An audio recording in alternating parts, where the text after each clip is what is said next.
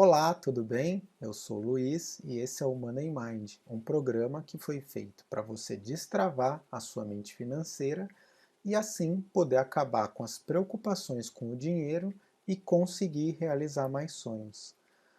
Hoje eu vou falar sobre um assunto que poucas pessoas conhecem, mas que é muito importante quando falamos em mudar uma situação financeira ruim para outra que traga realizações e tranquilidade. Para isso, é necessário entender o que são os distúrbios financeiros.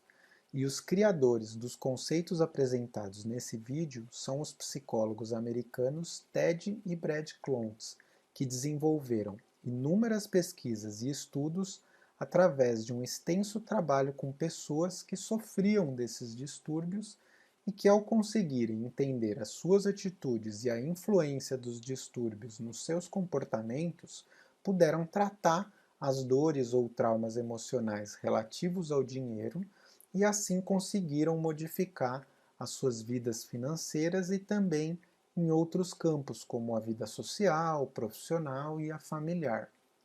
Mas o que são os distúrbios financeiros? Antes de eu explicar, eu gostaria de te fazer um pedido. Se você está gostando desse vídeo e já acompanha meus outros conteúdos, eu peço que você deixe aqui a sua curtida e se inscreva na minha página ou canal, porque assim a página e o canal crescem e eu tenho a possibilidade de continuar criando conteúdos de valor para as pessoas. Não demora nem 10 segundos, então eu conto com você, ok? Mas vamos lá. Para entender o que são os distúrbios financeiros, eu vou utilizar o exemplo de uma pessoa fictícia e a sua situação para ilustrar o conceito de distúrbio financeiro. Imagine que Carmélia sempre dependeu financeiramente dos pais desde pequena e nunca conseguiu conduzir as finanças por si própria. Mesmo quando ela tentava, era incapaz de prover as suas próprias necessidades e acabava sempre por receber dinheiro dos pais para se sustentar. Quando era criança, o seu pai sempre lhe dizia que amar alguém significava prover financeiramente tudo aquilo que aquela pessoa precisava, o que de forma inconsciente para Carmélia foi registrado como dar amor é igual a prover dinheiro. Atualmente, os comportamentos de Carmélia refletem exatamente essa questão, pois ela gasta muito dinheiro presenteando aos outros e, quando não pode estar junto da sua filha, por causa do trabalho ou de outros compromissos do dia a dia, ela sempre compra algo que a menina deseja para aliviar a sua ansiedade de que não está dando amor suficiente a ela. Mesmo quando percebe que está sem dinheiro ou que a situação financeira está ruim, ainda assim ela continua dando presentes, custeando passeios ou viagens para a filha, trazendo preocupações e medos, mas mesmo assim continua gastando em coisas para a filha. Já tentou mudar esse comportamento algumas vezes, mas depois da primeira ou da segunda tentativa de controlar os seus impulsos de gastar com as pessoas, desistiu e voltou a se sentir frustrada e ansiosa. Essa situação da Carmélia e as suas atitudes emocionais caracterizam um tipo de distúrbio financeiro.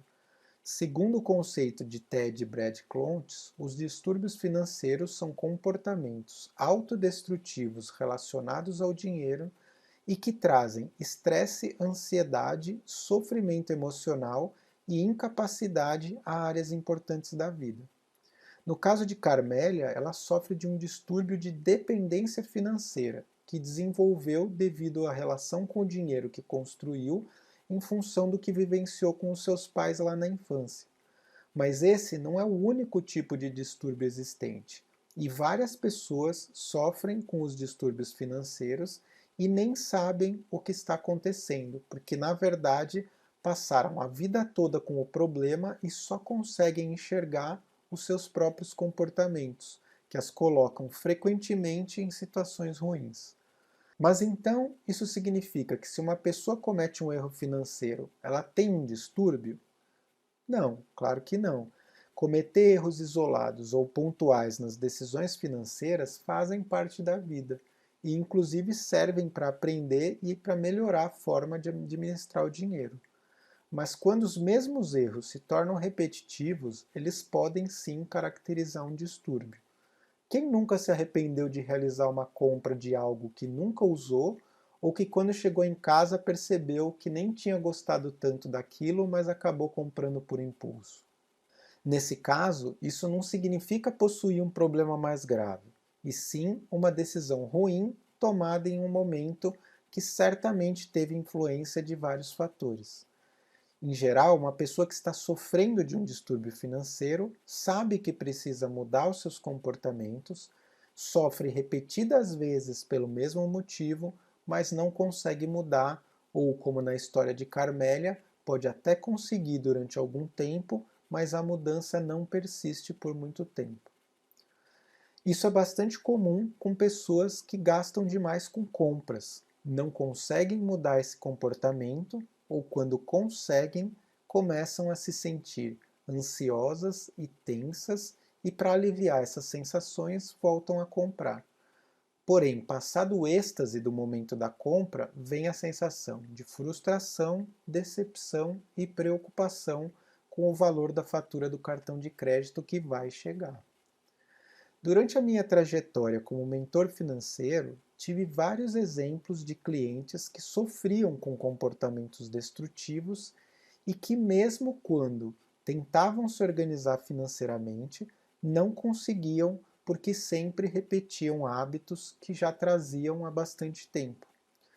Então eu percebi que somente utilizar os conceitos tradicionais do planejamento financeiro pessoal, como fazer um diagnóstico financeiro, controlar receitas e despesas, construir um orçamento, planejar os investimentos e a aposentadoria, simplesmente não funcionavam porque não conseguiam ter a disciplina para realizar as mudanças necessárias que o planejamento exige, porque permaneciam nos mesmos comportamentos ruins que, na verdade, eram o motivo que acabou os levando até mim.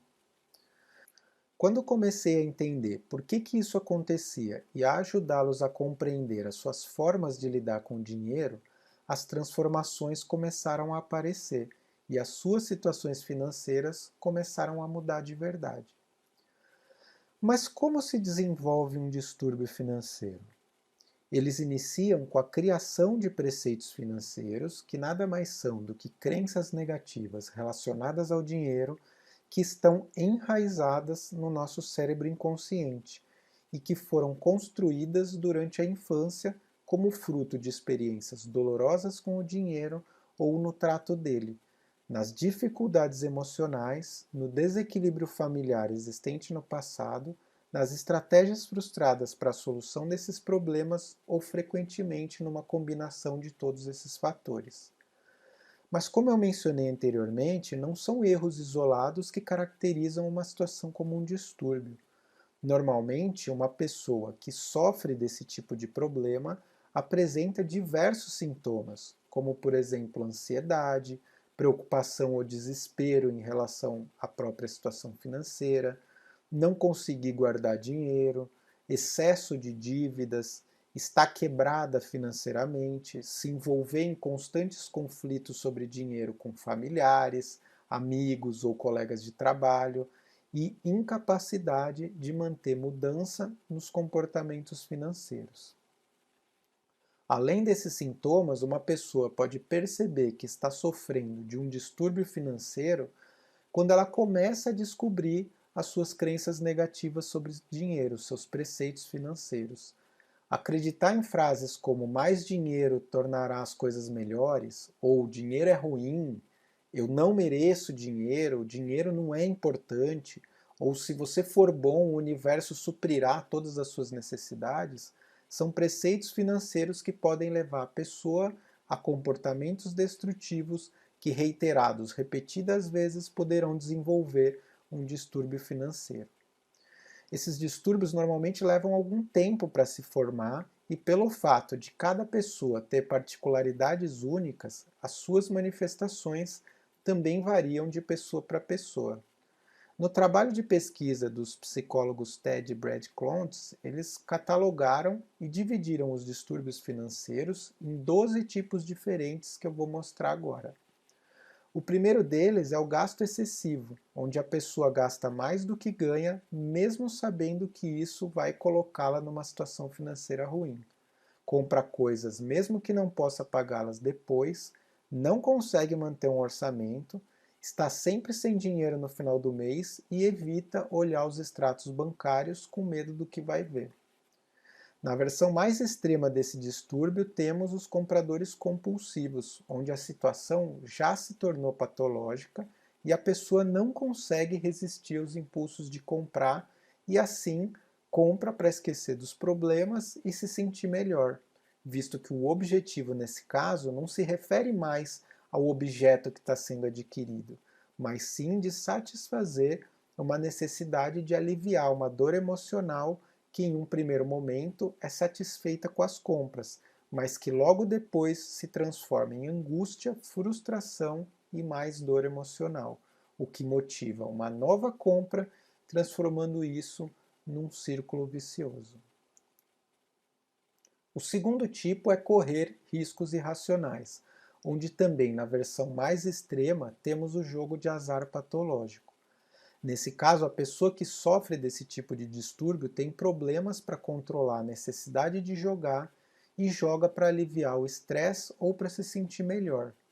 Sente o impulso de aumentar constantemente os valores apostados para manter o jogo excitante, podendo até, em alguns casos, cometer atos ilegais, como pequenos furtos, para obter dinheiro para jogar. Normalmente toma dinheiro emprestado ou faz dívidas no cartão de crédito que não tem como pagar depois para poder jogar. Esconde que joga das pessoas próximas e deixa de realizar trabalhos, estudos ou até cumprir com compromissos familiares para poder jogar, interferindo assim negativamente em outros aspectos da sua vida. Já os viciados em trabalho, que é outro distúrbio financeiro, acreditam que o seu valor pessoal é igual àquilo que possuem de valor financeiro. E para aumentar esse valor é necessário trabalhar muito, porém nunca existe um limite onde se sintam satisfeitos. As pessoas que sofrem desse distúrbio muitas vezes sentem impulsos irresistíveis para trabalhar. A família costuma reclamar da quantidade de horas de trabalho que a pessoa pratica e é comum a pessoa se sentir culpada quando se afasta do trabalho, pois sente a necessidade de estar constantemente ocupada.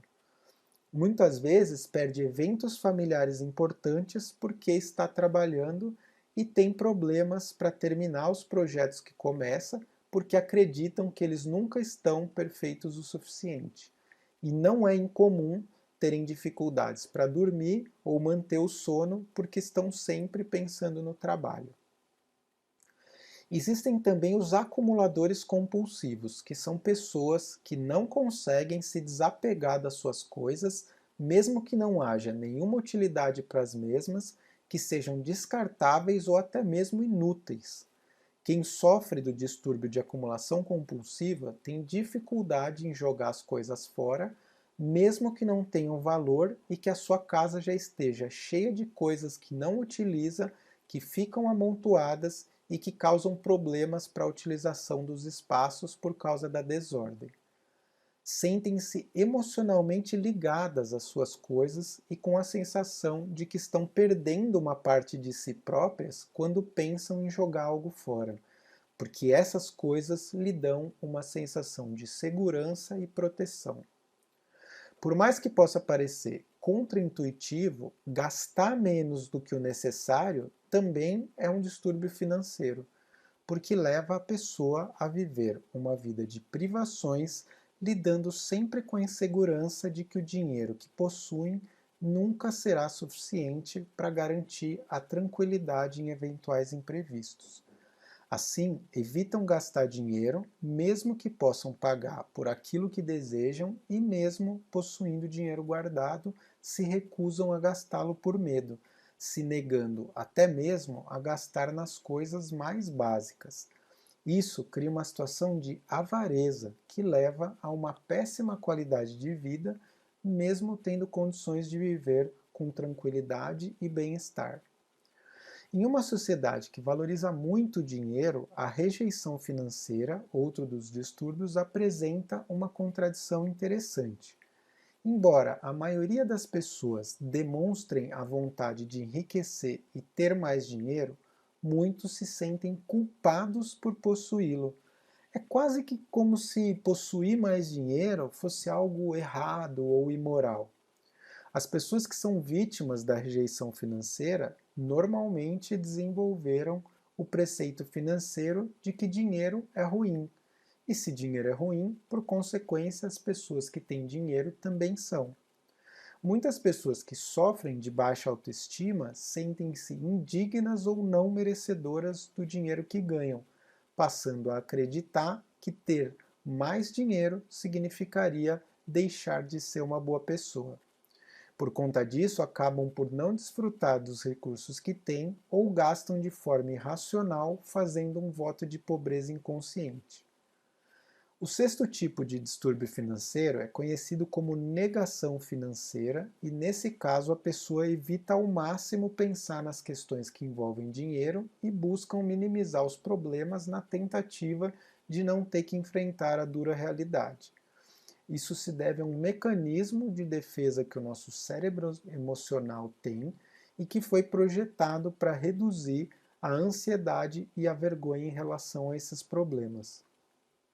As pessoas que sofrem de negação financeira, assim como aquelas que apresentam o distúrbio de gastar excessivamente, também ficam angustiadas de olhar os seus extratos bancários, as suas faturas de cartão de crédito, para não ter que sentir as sensações desagradáveis daquilo que estão tomando consciência e muito provavelmente ficarão afundadas em dívidas como resultado desse abandono.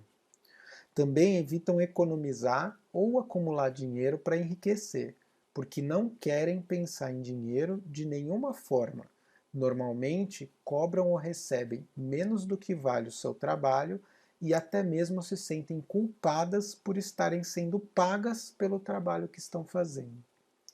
Quando recebem uma grande soma de dinheiro, como por exemplo de uma herança ou ganho de uma ação judicial, doam ou gastam a maior parte ou até mesmo tudo, porque ficar com dinheiro representa dor e sofrimento emocional, mesmo que não percebido racionalmente. As pessoas que por algum motivo presenciaram familiares sofrer perdas financeiras grandes podem desenvolver uma aversão excessiva ao risco, que é outro dos distúrbios financeiros. Seja por conta de guerras, maus investimentos ou até negócios mal-sucedidos, aqueles que passaram por essas perdas, seus filhos ou familiares, podem deixar de correr qualquer tipo de risco, mesmo aqueles controlados e que não acarretariam grandes prejuízos, por conta desses traumas sofridos no passado. Quantas pessoas das gerações da década de 90 não perderam muito dinheiro ou até mesmo tudo que tinham com o Plano Collor, onde as cadernetas de poupança que excediam o valor de 50 mil cruzados novos tiveram os recursos confiscados para devolução posterior, e muitas pessoas perderam as economias da vida nesse equivocado plano econômico, cujo objetivo até então era controlar uma hiperinflação que atingia valores médios de quase 29% ao mês. Por conta disso, muitas dessas pessoas e os seus descendentes até hoje não investem em produtos financeiros porque acreditam que o governo pode confiscá-los a qualquer momento, mesmo que para isso tenham que guardar o dinheiro em espécie dentro de casa. Esse distúrbio torna as pessoas conservadoras em excesso, fazendo com que percam muitas oportunidades e assim deixem de construir uma situação financeira melhor para si e para os seus familiares por conta desse medo exagerado. Os 4 últimos distúrbios financeiros estão relacionados a emoções conectadas a relacionamentos existentes com outras pessoas, como cônjuges, filhos, pais, irmãos e avós. O que quer dizer que quem sofre desses tipos de distúrbios costumam esconder ou serem desonestos sobre o dinheiro com as pessoas queridas. O primeiro desse tipo de distúrbio é a infidelidade financeira, onde a pessoa mantém segredo do seu cônjuge a respeito dos seus gastos ou da quantidade de dinheiro que possui, principalmente no que se refere a questões financeiras importantes, como fazer compras fora de um orçamento que foi estipulado, mentir sobre o valor de um item caro que foi adquirido ou fazer investimentos de risco que possam vir comprometer o patrimônio de ambos sem o conhecimento e a aprovação do outro. Um dos motivos que levam à infidelidade financeira é a confiança dentro do relacionamento já não estar boa, independente das questões financeiras. Mas, para muitos, esses comportamentos de mentir e manter segredo sobre as finanças dentro do casamento nasce de problemas de confiança enraizados desde a infância, onde os pais já demonstravam esse tipo de comportamento e, como resultado, os filhos passaram a desenvolvê-los também. Tais comportamentos, quando descobertos, levam a graves problemas, quando não ao divórcio e a litígios, por conta dos recursos que podem ter sido escondidos. Se uma pessoa descobre que o seu parceiro ou parceira está cometendo infidelidade financeira, é importante olhar para os seus próprios comportamentos e avaliar se os atos de mentir ou esconder despesas realizados pelo cônjuge não foram motivados pelo próprio comportamento de controlar e intimidar a outra pessoa, utilizando o dinheiro como um instrumento para esses fins, o que ajudou a criar um ambiente que estimulou a infidelidade financeira do outro. Já o incesto financeiro é caracterizado pelo uso do dinheiro para controlar ou manipular uma criança para satisfazer a necessidade de um adulto. Atitudes como conversar com os filhos pequenos sobre o estresse financeiro que vem passando, pedir aos filhos menores que levem mensagens financeiras para outros adultos ou se sentir melhor depois de conversar com crianças sobre problemas financeiros podem demonstrar a existência desse distúrbio. Pais que incentivam os filhos a pouparem e depois retiram o dinheiro deles sem nenhum pedido de aprovação ou nenhuma informação estão causando profundas lacunas emocionais que podem também se tornarem distúrbios financeiros para eles no futuro. Envolver os filhos para manter escondido do outro cônjuge determinados gastos porque este não aprovaria também é um ato comum desse distúrbio. Todos esses comportamentos e outros que acabam por abusar emocionalmente da criança ajudam a desenvolver conceitos errados ou prejudiciais sobre o dinheiro em sua fase de desenvolvimento, o que vai acarretar em graves consequências para o futuro delas. A facilitação financeira, outro dos distúrbios, acontece quando uma pessoa sente a necessidade irracional de gastar ou dar dinheiro a outras pessoas, mesmo quando não se tem condições financeiras para tal. Isso inclui a dificuldade de dizer não às solicitações de dinheiro, podendo sacrificar o próprio bem-estar financeiro pelo bem do outro. Em um dos meus vídeos passados, eu falei sobre essa dificuldade que as pessoas encontram em dizer não. Portanto, se você quiser saber mais sobre esse tipo de distúrbio em particular, é só procurar e assistir ao vídeo nos meus conteúdos anteriores. Frases como sacrifico meu bem-estar financeiro pelo bem dos outros, ou empresto dinheiro sem deixar claro como será o pagamento, são características de pessoas que sofrem desse tipo de distúrbio e que muitas vezes acabam por sentir ressentimentos ou raiva depois de dar dinheiro a outros porque foram incapazes de controlar esse impulso fazendo o que não queriam. Por fim, temos a dependência financeira, que é um distúrbio que nos remete aos contos de fadas, onde o príncipe encantado sempre surgirá para salvar a situação e acabar com todos os problemas, como vimos lá na história de Carmélia. Confiar que algo irá acontecer ou surgir e resolverá todos os problemas, e por isso deixar as finanças na mão de outra pessoa, pode ser desastroso. Filhos que, mesmo em idade avançada, dependem financeiramente dos pais ou que, em caso de dificuldades, sempre recorrem a eles, tal qual esposas ou maridos que dependem do cônjuge e muitas vezes vivem relacionamentos ruins ou abusivos por medo de ficarem na pobreza e até mesmo dependentes do governo para custear suas vidas, são atos arriscados e que podem levar a pessoa a uma situação financeira desesperadora.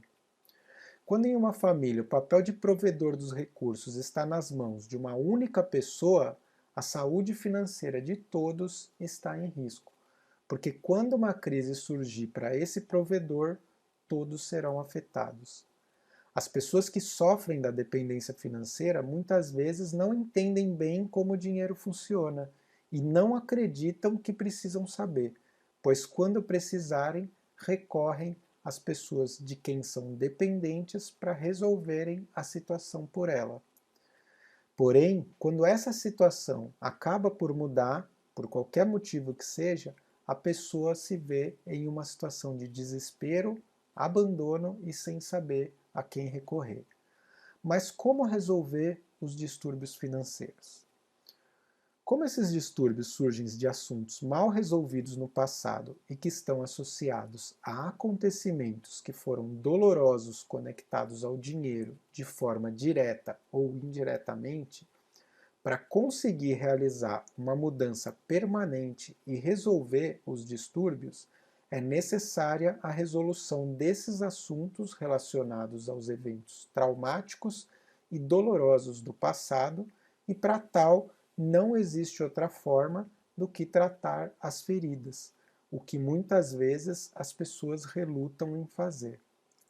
Algumas ferramentas que eu já utilizei com clientes e alunos meus permitem que a pessoa possa imergir no seu passado, nas suas histórias particulares com dinheiro e assim compreenderem os fatos ocorridos, trazendo-os para a mente racional, para que com essa compreensão possam iniciar a mudança real. Claro que se esses traumas forem profundos e complexos, haverá necessidade da realização de uma psicoterapia com um profissional capacitado para tal, para conseguir tratar esses eventos traumáticos e assim poder direcionar os comportamentos financeiros destrutivos para outros mais saudáveis.